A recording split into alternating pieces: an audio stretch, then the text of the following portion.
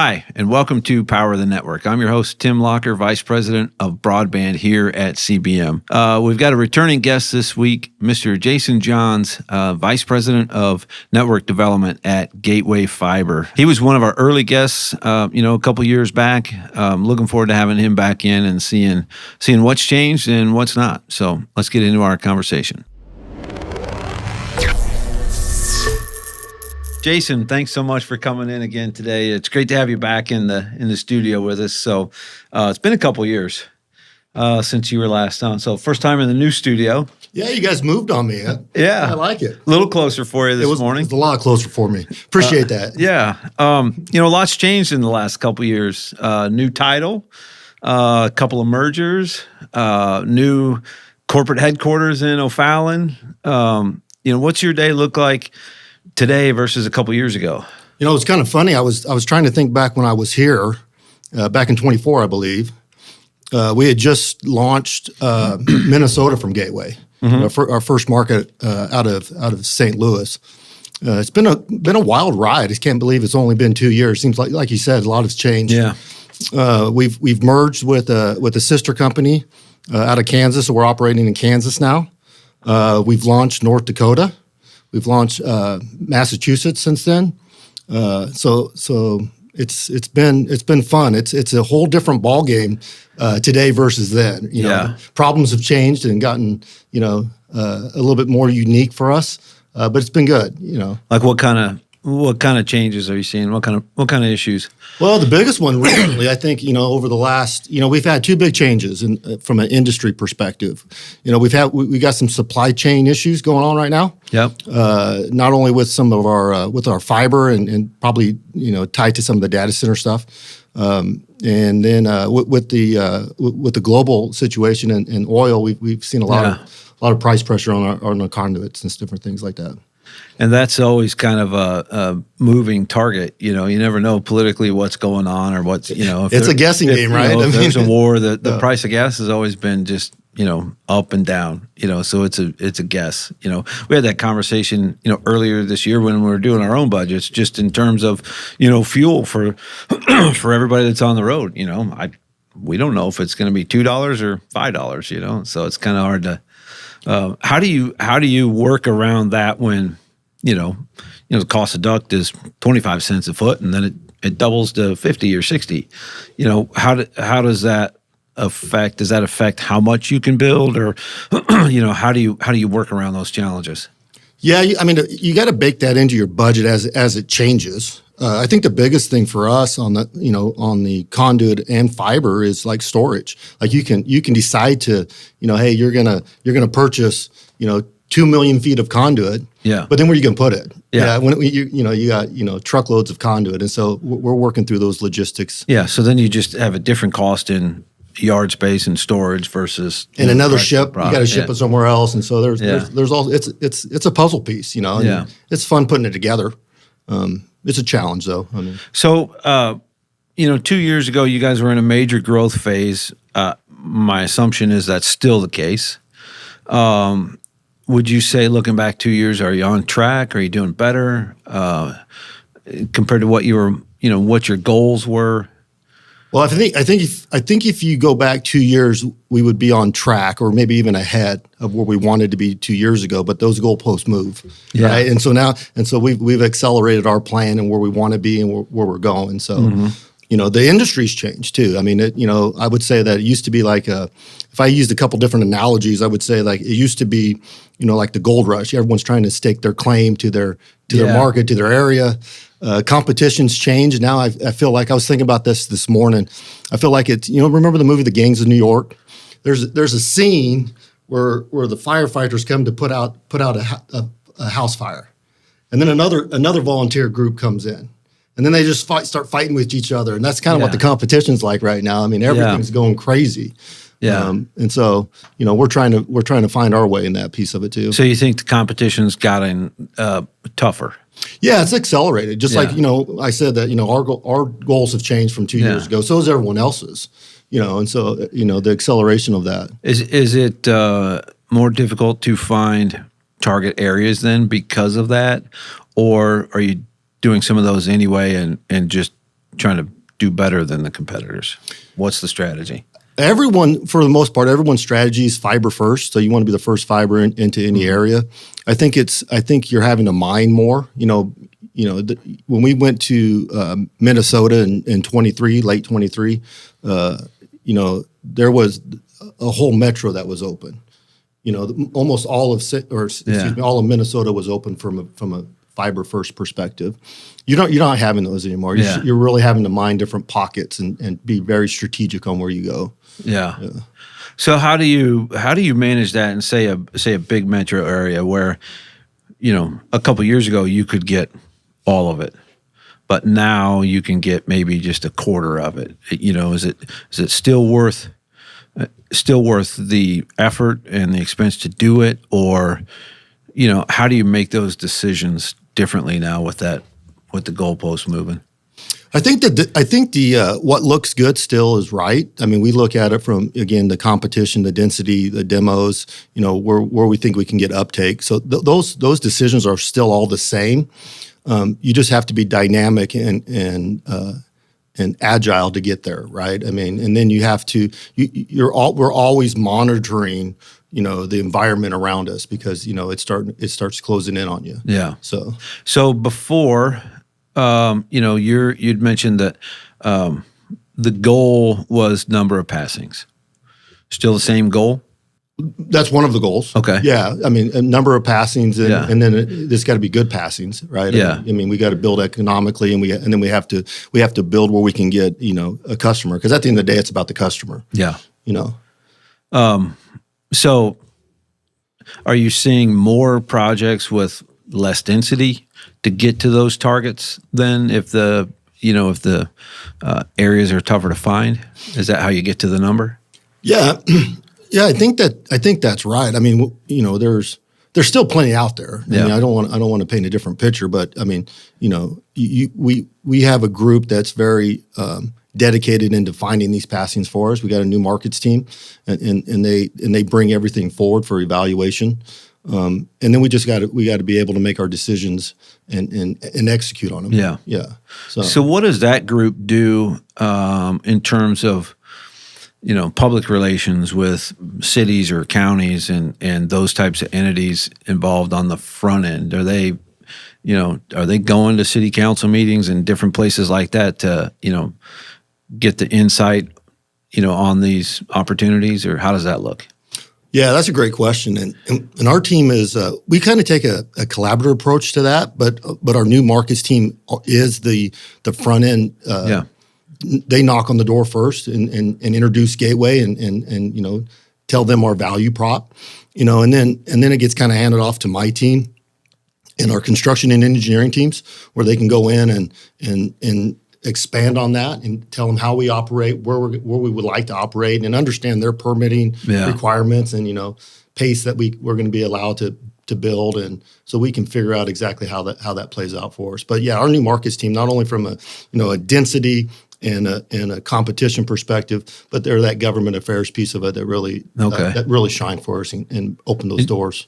And you mentioned permits.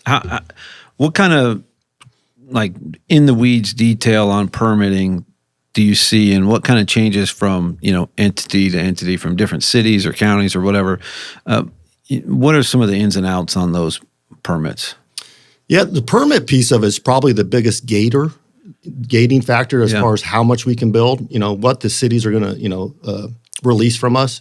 When you and they're getting more sophisticated as well. I mean, with all the different competitions and build, it's a big strain on the city.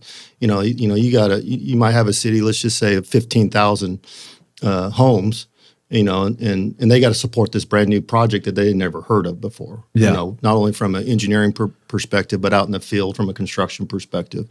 And so we really partner with those cities to educate them, help them understand, what we are and how we do it. But at the end of the day, we can only build as fast as they're going to submit permits. Mm-hmm. So that's going to whatever they release is going to be our what we need to bring in from a construction perspective to support that. So, the city permits, for the most part, we get in a really good cadence with them. if they're going to let us do, 2 neighborhoods, a neighborhood being about 200 homes, 250 homes, then we can scale accordingly. To your point on some of the other permits, like your major DOT permits or your railroad permits, those things have a lot longer life cycle. Yeah. And so, if we're having to cross a railroad this year, we better have already applied for it, 6, 8, 9 months ago. Yeah. Yeah. So, which all those can be, within the same project. So you've got to be way forward thinking in terms of submitting those permits to get the project to all come together. Oh yeah, we're doing projects right now where engineering where we're submitting some railroad permits and some Army Corps engineer permits like day one. Like that's the first thing. Just get the civil done on these crossings and get them in, and we'll figure out the rest later. Where we're going. We just know we're crossing here. So, regardless, it's going to be here because there's no. I'm sure if we can build around it, we build around it. If you submit a change, then it's starting over. Yeah. Wherever you permit, you build it on those bigger ones. Yeah. Okay. Well, that makes sense. There's been a lot of conversation, obviously, as the BEAD program is kind of finally starting to get some funding behind it. Are you guys doing anything with BEAD, or is this just all private equity funded, or what does that look like? And talk a little bit about your strategy there. Well, we have a philosophy that we applied for BEAD in 3 of our operating states. We were awarded a couple of projects in Missouri in the St. Louis market that we turned back in because the way the program worked, we needed more given to us to make it economical for us, and they kind of donut hold us a little bit on what they awarded us. Sure. And so our philosophy is we're always looking for those grant opportunities to be able to serve those customers that are edge out markets of ours where we can grow out to them. I mean, we've done it in the past. We've gotten ARPA awards in the past and NTIA awards in the past in the St. Louis market and in Kansas as well. But they got to be the right opportunity for Gateway. Yeah. So we have a team that's looking at those. We're evaluating some stuff. Kansas has come up with another grant program that's open right now that we're evaluating. And if we can make some things work and be able to serve those customers, we'll do it. Yeah. What's your take on, originally it was all, fiber first movement. Then they kind of restructured that and kind of opened up to, any technology. What's your thoughts there? Are you still all fiber first, or are you doing any wireless deployment at all, or what's that look like? We're not doing it. So we have a wireless network out in Kansas, part of our merger, and we have a lot of customer base there that we're serving and really proud of. But we're not expanding that right now. Yeah. And everything from a BEAD perspective or a grant perspective, it still would be fiber for us. Yeah. Others have different operating models that they can be successful at. Now, as far as like the program change, that was just, I think trying to do a better job, hopefully managing that money. Because some of the stuff that even from a fiber perspective that was coming out, I think there was some stuff out in, I think it was Nevada, and it was crazy numbers like $20,000 a passing to get to some of these areas. Yeah. I mean, as a taxpayer, I'm like, well, this doesn't make any sense whatsoever. But from a network perspective, getting fiber out there for the customers in 10 years or 20 years, I don't know where the satellites are going versus fiber, but having glass is probably going to be always best.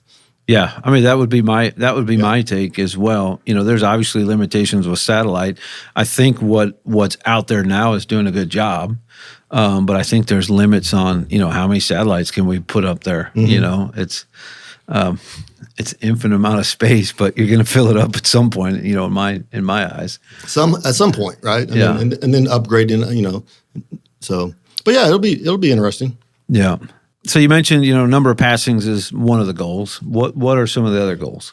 We really want to focus on our customer, and so we not only customer acquisition but customer satisfaction. When we get a customer, we want them to have the best experience possible from a Gateway. A customer is one of those things. And I can speak for myself. I just want stuff to work. Yeah. You just want to turn your TV on if you're streaming and it work. Or get your internet if you're working from home or you got some schoolwork. Yeah. And that's our goal. Sometimes you have an outage and it's you get a fiber cut. It's not your fault. Someone cut you. Yeah. But the customer don't know that. Doesn't care either, Yeah. right? Yeah. And so we're really trying to build a robust network that we can make sure that our customer has that experience that they're paying for, quite frankly. So what's the balance there between obviously being strategic and profitable, building a robust network, not taking shortcuts, but still doing it at a good cost and still taking care of the customer? What's the first thing that's got to give in that equation? That's a great question. Well, we don't want anything to give. Yeah. I mean, that would be that's where. I guess what's the biggest pressure point?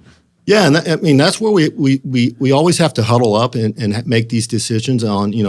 I think I spoke about it last time I was here. We would love to gold plate stuff, but you just can't, right? Yeah. Because there's a cost to that, and so we have to manage that and really have a roadmap in front of us on how we want to execute. If you don't know where you're going, you're never going to get there, right? I mean, So we really want to know who we are and how we're trending, and so that we can hold ourselves accountable as well. So when it comes to the customer experience, the first step is understanding what the customer feels, and so we have a lot of touch points with our customers to get their feedback so that we can understand that we're not in a vacuum thinking that we're doing a great job and then there's an issue out there. Yeah. That we're just not Talk addressing. about, I was in a meeting with you, earlier this year, and we were talking about some of the install practices. And I know you've got a special kit that goes for every install, and some of the insights. Maybe you don't want to give up your secrets, but I was very impressed with, what comes in this package, not only just for the technician, but also for, the homeowner. And I was blown away with the level of customer service that, your company does for, a company your size. Yeah, all of our new customers get a welcome pack, and it's like I'll call it like an appreciation. And we try to work even locally so that, for instance, if we're giving you some coffee, we'll work locally with someone in Minnesota versus Missouri to try to have that little special touch. And there's a lot of different things we do, and we're always having appreciation days. We'll send out to a neighborhood that we just turned up. We'll send out a ice cream truck or a coffee. Come out and say hi, and of course we're trying to acquire customers too. Sure. But we really feel like we want to be part of the community. And that we're not one of those companies that come in and now you're going to deal with a bot behind you or just some technology company. We feel like we want to be a fabric of where we're operating in as well. So, what does that customer service team look like compared to a bot? Well, it's a real person. I mean, we have most, not all of them, but most of them are in St. Louis, and then we have customers service reps in each of our operating markets, and it's a real person, and they understand your needs. So when you call and you have a question, they dig into it. They help you out right there, and if they can't, then immediately then they dispatch it, and we get back to you. I mean, we have we want to resolve everything that is possible real time. I mean, not only so if we can resolve it on the phone with customer service or our technical team, we do. If we got to dispatch a truck, we try to dispatch that truck that day. So, I mean, that's the goal. That's the goal. Yeah. Some of the larger phone companies, I mean, you may be 4 or 5 days before you get on the schedule, maybe more. Yeah, if you get to touch, if you get to talk to somebody too, right? I mean, CBM is a manufacturer's rep based right here in Kansas City. We've got territory where we cover from Iowa all the way down to Texas. We cover specifically 3 different market segments: utility, commercial industrial, and broadband communications. CBM is structured differently. We're an employee-owned company. We're ran as an ESOP. That allows us to do business differently. We can cross lines of markets. We can put our people where they need to be and really have expertise in the right place. That's what makes a difference, for our customers and for our manufacturers. If you think we can help you with a product line in the Midwest, look no further than CBM. Find us right here at cbmrep.com. So I live in it's Huxley Cooperative Telephone Exchange where I live, and they have it outsourced to a local. It's a local company, but it's outsourced. So like the first phone call goes to this company, but they're very sharp. Like they're asking you a million questions to try to figure out, what's happened, what's really going on, and then if there's a truck roll, they get to them right away. But so it's a pretty smooth. But for a smaller company, it's probably a better model. Because there's all sorts of different operating models. Yeah, that company will service a whole bunch of them, in the area. Yeah. But the actual phone company then goes out and does the maintenance or fixes the problem. But it's important too, right? I mean, you got to meet the customer where they want to be met. So we're talking about calling in and getting somebody, which a lot of people want to talk. But there's a lot of customers that just want send a text or chat or whatever. And So we have all those different opportunities to get a hold of us how you need to, how you feel. And we're expanding that as well because, you got to meet the customer on their terms. On the install side of it, when somebody signs up new and the install team goes out, is this a gateway employee or is there a contractor or what does that look like? So we have a mix, of both gateway and vendor support. Most of on a brand new install, it would be either or, as far as whether that's a vendor or a gateway person. All of our vendors go through a very regimented onboarding process. Just like our mainline vendors, you represent gateway, and so we make sure that you. It's the same experience for the customer, regardless. Because the customer doesn't care. They've ordered gateway, and so whatever happens in that house is a gateway experience. Yeah, and it's got to be a positive experience. Otherwise, we're going to lose the customer, right? Yeah. And then on all service calls right now, all service calls are gateway too, because we just think that you're calling us for an issue.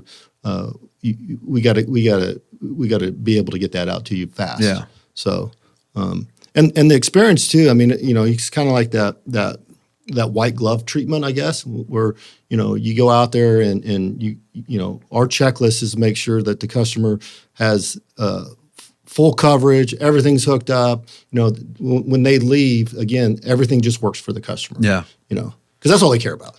Yeah. I don't want some great big ugly box sitting in the wrong spot, and then I want all my stuff to work. Yeah. Yeah. How do you do the guys take the time to go through, check all the TVs and help with the apps and do all those things and I can't find my password now and there's all sorts of different, I've been that guy when they come to the house, so I understand. I just heard a story last week. We were asked to mount a TV. They had a new TV and they had to help mount the new TV. And they did it, didn't they? They helped. Yeah, no, that's awesome. You mentioned, you can't, in terms of cost, you can't gold plate everything. And I get that. But last time you were here, you said, that sometimes I struggle to budget in for maintenance. Mm-hmm. Has that changed or is it still the same old, go really fast and, not worry about that maintenance yet? Yeah, well, we're worried about it. Because it's an OpEx cost, right? And so the best way to mitigate that is on your day one builds, right? And to put in a good product in a good place, and to use good material, right? That helps. That helps for the 3 to 5 year plan. Some things you can't foresee, like a road move or something like that. But from a budgeting perspective, we are very conscientious of not trying to save a penny today that costs us a quarter tomorrow. Yeah. And that goes back into especially some of the SKUs that we choose today to use that might be 3% more expensive than the one next to you, but because of the quality of that, we know that's going to save us money long term. So, are you putting money into CapEx, budgeting for the future maintenance? Well, so I guess my question, are you preparing for that down the road, or what does that look like? Yeah, well, there's always we have a OpEx budget, obviously operating one year over year. That's going to be, and some of that could be actually some CapEx money as well, depending on that maintenance.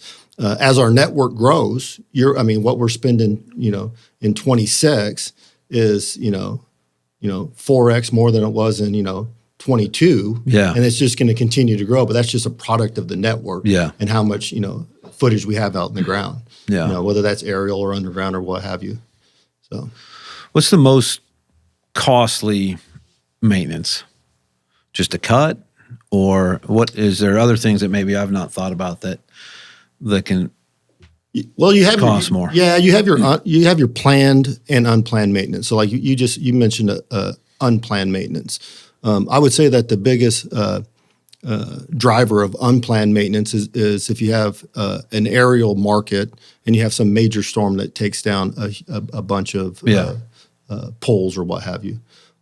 From a planned maintenance, so where we know something's going to cost because of like a road move or something. So we've had some big. We had one out in Troy where the state did a widening program or a project on the highway, and it affected our placement where we were, and we had to relocate. I think it was like 3 miles. Yeah, and so that but you see that coming years before, and so you can plan that from a budgetary perspective.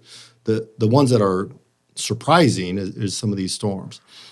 The ones that and then you have like pole attachment agreements that you pay for, and then some, and then locating. I mean, every time someone calls in a locate ticket and you got plant there, then you're hiring someone to go out there and flag it to protect it.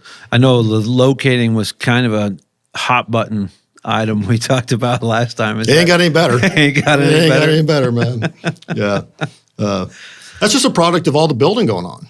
Yeah. I mean, everyone's building. Everyone wants to build safe, and we need to put it in, our plant where no one else is. So everyone's got to go. You call in a locate ticket. Everyone that's already there, marks up what they have. And with all the construction going on in the country right now, and it's not only just fiber, it's all the road construction. I mean, you get on 70. Yeah. I mean, I think it's a work zone from St. Louis to Kansas City right now. Yeah, yeah, that's a I forget how many year project, but that's going to be a mess for a while. It's a mess. Yeah, I drive it every day. But that drives all these locates, all the road projects, all the infrastructure projects, and so it puts a pressure. So is it just that they're overwhelmed and trying to do things too quick? It's they're overwhelmed and it's hard to staff. Yeah, because they don't see. We partner with them. And so they know, like all the locating companies know where we're coming, what our build pace is looking like, what we're anticipating. And we do it because we want to be successful, but we want them to be successful. So like in Minnesota, we've been talking with all the locating vendors since December what our 2026 plan will be. And some of the other vendors are doing the same thing because, they got to hire right. It's hard. It's hard to hire and onboard those that staff to support all these different tickets. Are you seeing the same employee challenges that that they are and everybody else is, or are you pretty solid in that position? I know we talked about it last time that it was one of the challenges in the market. Is it still a challenge for you guys personally, or just maybe for some of your partners? I think a little bit of both. I mean, we've been really conscious on our hiring practices. We want to hire really good people. So sometimes that puts a lot of pressure on us from trying to attract that talent. Yeah.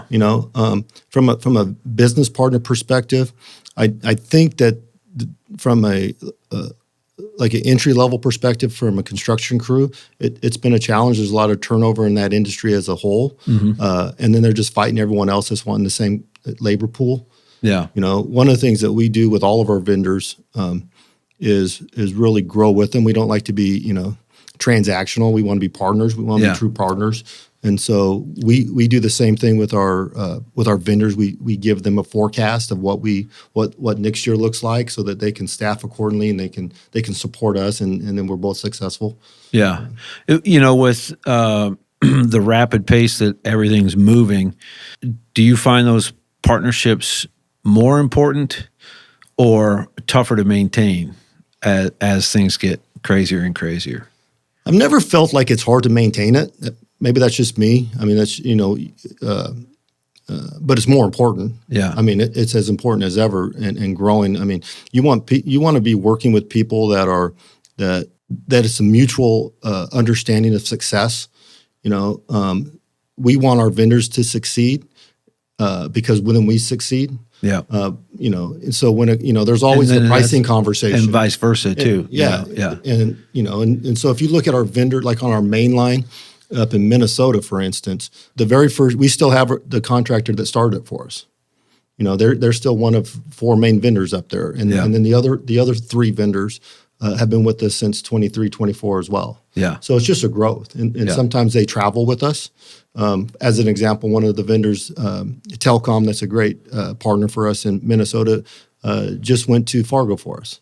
And then we have others too. Yeah. I mean, Fusion was doing some work for us in St. Louis, and now they're doing some work for us up in Minnesota. So I mean, just fostering those relationships is important. Yeah. Finding new ones is important too, though.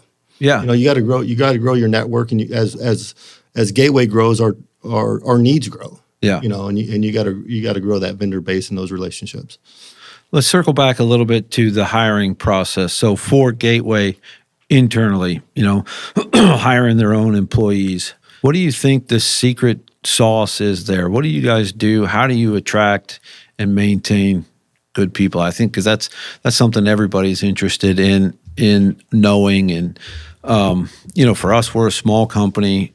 There's a lot of ways we could probably improve that. So, just kind of looking for a roadmap to. Well, if you find the secret sauce, let me know. I think hiring is probably the single hardest thing to do. Yeah. I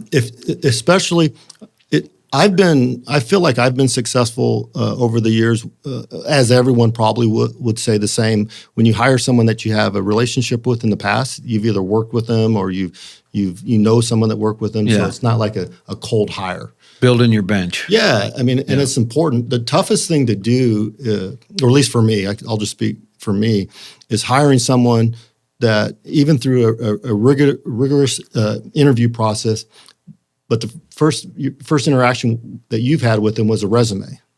Yeah. I've interviewed people that just completely just bombed the interview process. Yeah. Just did not. But we saw something, and we hired outstanding individual. Then you can hire someone that just knocks it out of the park on the interview process. Yeah. And you kind of never know what you're going to get. And then you get them in, and you're just like, what do I got here? Yeah. And so it really is the hardest thing we do. So then what do? You have that situation where it's, okay, what did I do?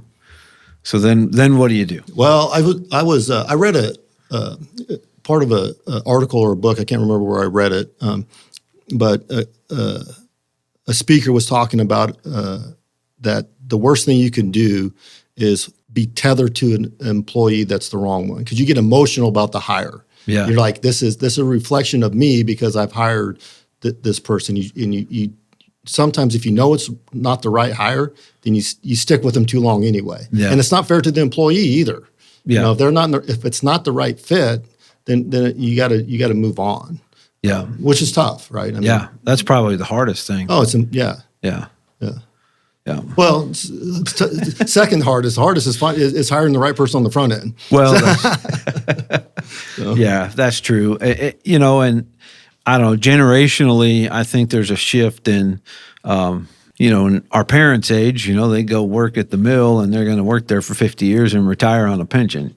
Everybody was loyal to, probably to a fault. And now you see, it's just hop, skip, and a jump to the next better opportunity. And, and it's hard to blame somebody for that, to try to take steps to make themselves better. But Oh, you can't blame them. But That's as leaders, that's what we want, though. But right? but it's tough. It's tough for the company. Yeah. But you almost got to look at it. There's a lot to your. But it's hard to find that loyalty, and there's a huge cost to starting over and starting over and starting over. So I don't know what the secret sauce is, but well, let me know. Let me know. I don't know either.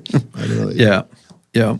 But to your point, though, a little bit, I think from a workforce perspective, a lifetime used to be, to your point, a lifetime, for our parents, but now it's like 3 to 5 years. Yeah. And that's part of the industry, though, or everything's growing so fast, other opportunities are popping up. Yeah. And so the challenge is figuring out that process, making it repeatable and attractive. We'll just have to figure it out, I guess. Some people, I want good people to stay at Gateway. Yeah. I love Gateway. But also if there's an opportunity that comes up for someone at Gateway that is a good opportunity for them, and it's a better opportunity than what we can give them. You can't get mad at them for leaving. I mean, that's what we're here for. Everyone, I say it all the time. We're our own CEO. At Gateway, we want to foster a culture and an environment that you want to stay, and we want to treat employees with respect and give them opportunities to grow within Gateway. Sometimes that doesn't work out, and that's okay. So talk about that culture a little bit, because that's also a challenge for a lot of companies. I don't think putting a ping pong table in the break room necessarily represents culture. We got a ping pong table in the break room. No, I know. Oh, okay. I know, but and it can be fun, but like what, short of the ping pong table, what kind of things can a company do that really drives that culture? And I guess I think of culture as like more of a feeling of family or a feeling of belonging or a feeling of importance. And as great as a ping pong table is, what's the magic there to the culture? So I think for Gateway, we want to promote a transparent operating. We want people to be able to be heard. People want to be heard. People have good ideas at all levels of the organization, and so having a open and honest conversation about how we're doing, where we're going, and then what are your guys' thoughts? How do we improve? And it's not a top down like this is a directive. Mm-hmm. It is a collaborative operating ecosystem where we all have jobs to do, but we all know what the goals are. We all know what rocks we need to push up this hill, and we need to do it together. And people want to be heard. People want to grow. It's also important that people want feedback, and so having honest feedback is critical to an organization. The worst thing that can happen in a company is you build walls and you just get put in this little room, kind of like this. Yeah. And you just start doing widgets, and you don't have an impact on what's going on. People want to be impactful with their employee. Yeah. No, that makes a lot of sense. And the ping pong table. So you're saying it helps? Yeah, it does. Who's the best in the office?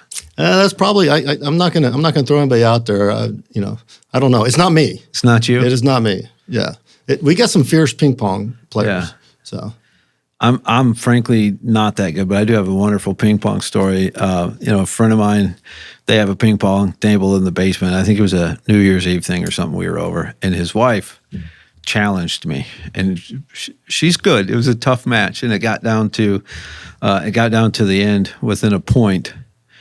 And so I had to distract her. So I just took my shirt off and to win the ping pong. And she couldn't believe it. And then I won. So she wants a rematch, but never going to happen. You got to go out on top. You do. Yeah. Yeah. So where do you want to be in 5 years? Personally, company-wise, what's a win for you five years from now? 5 years. So personally, I got my oldest son Jackson is going to be a senior this year. My daughter Parker is graduating high school this year and going to college. So in 5 years, hopefully I have 2 kids, young adults that are in the workforce, off the payroll. Yeah, and I can start really saving some money. That's a misnomer. They're never off the payroll. Maybe they're a little pay scale. I don't know. I mean, does it get cheaper? I don't feel like it does. My son's getting married this summer, so you'll let me know. We'll see. Yeah, we'll see. So that's exciting times for us. Be empty nesters and different phase of life, and we're really excited about that. Me and Johanna, my wife. Professionally, I don't know. I mean, 5 years from now, it's in telecom is a lifetime. It seems like it, but it'll be here and gone before you know it. It'll be here and gone. I mean, I would say that I'm really curious on where the industry is going to go in 5 years. With all, there's a lot of consolidation going on in the market right now. Yeah. And that's always exciting. It kind of feels a little bit like, the early 2000s when there was a lot of consolidation. So it's exciting what's going on. Hopefully in 5 years, Gateway is 3-4 times the size we are right now. From a passing perspective and a customer perspective, and we're looking for how to get more office space because we've already outgrown our office that we just moved into last year. Well, you have to probably take that ping pong table out, put a couple desks in, maybe a bowling alley. I don't know. So that's where it is. We're excited about those opportunities. So awesome. Well, I can't thank you enough for coming in for the second time and. Well, thanks for not taking your shirt off for this interview. So. It's always a risk. You never know. It's always a risk. You never know what the mood might strike me. But no, it's been great. It's been a pleasure of ours to work with you for so many years, and we appreciate everything you do with us and for us, and just a great partner. So we appreciate your partnership too. You guys help us out all the time. So thank you. Awesome. Thanks. Just wanted to say thanks again to Jason for coming back and joining us on the show again. It's great to have him in studio as always. Gateway Fiber is one of our great partners in the industry, and we do all we can for them, and we appreciate that relationship. So thanks, Jason. Remember, if you need help with a project or looking for representation here in the Midwest, look no further than CBM. You can find us right here at cbmrep.com. Thanks for joining us on Power of the Network, and until next time, we'll see you next time.